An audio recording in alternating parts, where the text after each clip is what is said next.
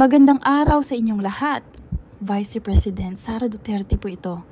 Kamakailan lang po ay muli akong bumiyahe papuntang Kuwait bilang bahagi ng aking tungkulin bilang kinatawan at tagapagsulong ng kapakanan ng ating mga kababayan, lalo na ang ating mga overseas Filipino workers.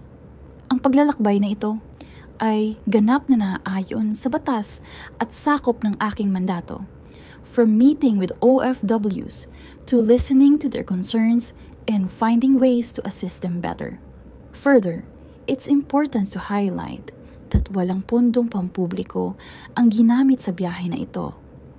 Ang aming tanggapan, OVP, ay masigasig sa pagpupunyagi para sa kapakanan ng mga Filipino, dito man sa loob ng bansa o sa ibang bansa. Patuloy kaming maglilingkod sa abot ng aming kapasidad at budget. Kaya po, para po sa ating mga kababayan, ang bawat paglalakbay ay may malalim na layunin upang siguruhin ang kanilang kapakanan. Maraming salamat at mabuhay tayong lahat.